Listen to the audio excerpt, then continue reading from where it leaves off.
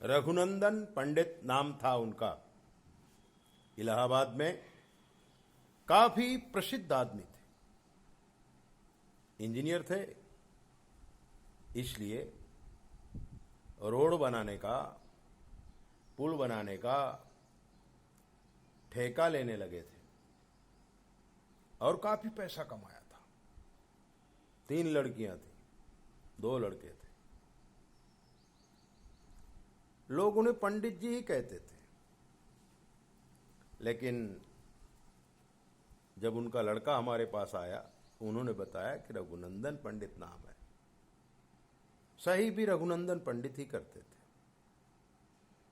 ब्राह्मण थे, लेकिन कौन से ब्राह्मण थे कोई जान नहीं पाया था।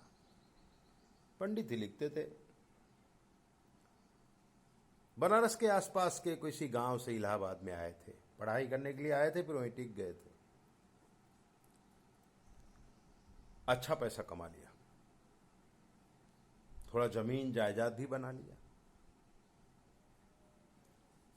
3 लड़कों को पढ़ा लिखा के साथ 3 लड़कियों को पढ़ा लिखा के शादी कर दिया। जो सबसे छोटा लड़का था उसको पढ़ा रहे थे, और जो सबसे बड़ा लड़का था वो पढ़ लिख करके डॉक्टर बन गया था।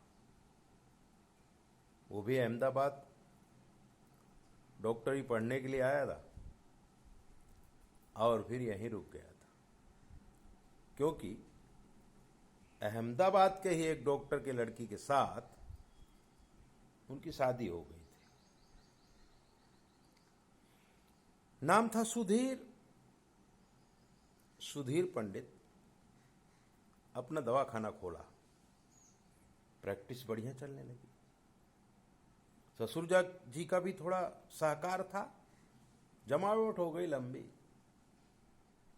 उधर इलाहाबाद में जो रघुनंदन पंडित जी थे, उनके व्यापार में, यानी कि कॉन्ट्रैक्टर थे वो गवर्नमेंट के, नए कॉन्ट्रैक्टरों के आने से उनका थोड़ा कार्य मंद गति से चलने लगा था। फिर भी कुछ न कुछ कर ही लेते थे। छोटा लड़का तैयार हुआ, उसको भी लोग पंडित ही कहते थे। उसका नाम था लालू, लालू पंडित। अब लालू पढ़ लिख करके बड़ा हुआ, लेकिन ज्यादा नहीं पढ़ पाया, ग्रेजुएट हो गया। रघुनंदन पंडित जी तो उसको आईएएस ऑफिसर बनाना चाहते थे, क्योंकि थोड़ा बहुत नेतागिरी भी कर लेते थे। लेकिन लल्लू तो लल्लू ही था, ज्यादा पढ़ाई उड़ाई में ध्यान नहीं था, लोफड़ा ही करता था, नेतागिरी टाइप का लड़का था। इलाहाबाद के पास में ही एक गांव में रावल साहब रहते थे, गवर्नमेंट के ऑफिसर थे, अच्छी पोजीशन थी। तो एक दिन वो अपनी लड़की का रिश्ता लेकर के रघुनंदन पंडित जी के पास आए। बातचीत हुई। लल्लू के लिए ये रिश्ता बड़ा अच्छा था। रघुनंदन पंडित जी ने ये रिश्ता स्वीकार किया, शादी भी हो गई, लड़की घर आ गई। अब लड़की ने कहा कि मैं इलाहाबाद में नहीं रहूंगी, अपने किसी अच्छे शहर में चलते हैं।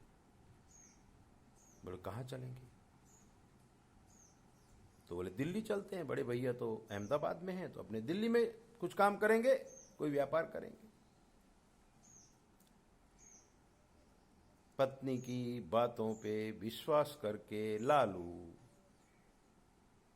पिताजी को बात किया। पिताजी ने दिल्ली में अच्छा मकान ले दिया और एक दुकान खोल दी। बोले दोनों पति पत्नी ये दुकान चलाओ, आराम से रहो। क्योंकि इलाहाबाद में काफी प्रॉपर्टी थी, तो रघुनंदन पंडित जी अपनी पत्नी के साथ इलाहाबाद में ही रह रहे थे। कामकाज सब बंद कर दिया था। बड़ा बेटा डॉक्टर था, उसको कुछ मतलब नहीं था, और छोटा बेटा दिल्ली में पत्नी के साथ दुकान चलाने लगा। देखो मित्रों, किए हुए पाप कर्म कब उदय होंगे, इसकी एक बहुत बड़ी मिसाल है ये बात करें रघुनंदन पंडित की, तो रघुनंदन पंडित अपने परिवार के साथ दगा कर दिया था और उनको थोड़ा बहुत पैसा दे करके बाप की प्रॉपर्टी से बेदखल कर दिया था। वो लोग मजूरी कर रहे थे। पहला पाप तो रघुनंदन पंडित ने किया कि सारी प्रॉपर्टी ले लिया, लेकिन परमात्मा की कुछ दया रही होगी तो एक लड़का डॉक्टर बन गया। तीनों लड़कियों की शादी भी बड़ी वीआईपी जगह पे किया था। लेकिन पाप तो पाप होता है। एक दिन तो पाप आवाज दे करके बुलाता है। लल्लू की शादी हुई तो उसकी पत्नी जरा खराब आ गई।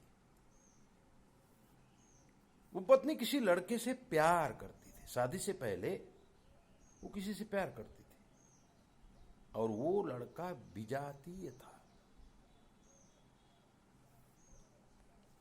जब लल्लू के साथ बात चली तब उस लड़के ने अपनी प्रेमिका को, यानी कि लल्लू की होने वाली बहू को सिखाया कि इतना बड़ा घर है, तुम उसकी बहू बन जाए, अकेला ही लड़का है। तो अपने सास ससुर के मरने के बाद प्रॉपर्टी अपनी हो जाएगी, मजा करेंगे, अपना साथ कहां छूटने वाला है। और लल्लू की पत्नी, जो उसकी प्रेमिका थी, अपने प्रेमी की बात मान करके लल्लू के साथ शादी कर लिया, दिल्ली भी ले आई। अब लल्लू दुकान चलाता था। दुकान कोई खास चलती नहीं थी, लेकिन पिताजी पैसा भेज देते थे तो आराम प्रमोद चलता रहता था। लल्लू जब दुकान खोलता था तो इस लड़की ने अपने प्रेमी को भी दिल्ली में बुला लिया था और दिल्ली में दोनों गुपचुप मिला करते थे। एक बार लल्लू ने दोनों को देख लिया था गलत पोजीशन में, तो तुरंत उस आदमी ने भागने के बजाय लल्लू को ही पकड़ लिया था और पत्नी रसोई घर में गई। मसाला कूटने का जो दस्ता होता है, जो हथियार होता है, वो दौड़ के आई, लल्लू के सिर में 3-4 मार दिया। लल्लू वहीं मर गया। अब इन्होंने प्लान बनाया कब क्या करें। वो आदमी तो भाग गया। लड़की ने पिताजी को फोन किया, पुलिस को फोन किया, सब लोग आए और बोले कोई चोर घुसा था और वो हथियार से मेरे पति को मार दिया। बड़ी जोर जोर से रोने लगे।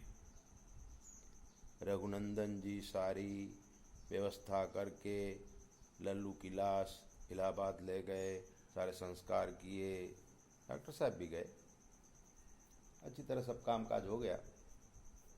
जवान बहू दिल्ली छोड़ दिया, पिताजी के साथ रहने लगी। लेकिन कब तक रहती, उसके तो पर लग चुके थे। वापिस वो अपने पिताजी घर चली गई और वहां से प्लान बनाया और रघुनंदन जी के ऊपर प्रॉपर्टी बांटने का केस लगा दिया और केस जीत भी गई। आधी प्रॉपर्टी ले गई, बची आधी प्रॉपर्टी जिसमें रघुनंदन जी रहते थे। इतना सब कुछ होने के बाद हमारे एक मित्र थे डॉक्टर, उन्हीं डॉक्टर के साथ सुधीर भी आया था, वो भी डॉक्टर थे, और कहा गुरुजी हमारी कुंडली देखिए, हमको बच्चा नहीं है और हम डॉक्टर हैं, बहुत कोशिश कर लिया, कोई लड़का नहीं हो रहा है। जब हमने कुंडली देखी तो हमें उसमें ये सारे दोष दिखे, तो हम थोड़ा थोड़ा उनसे पूछना शुरू किया, तब उन्होंने एक कहानी बताई।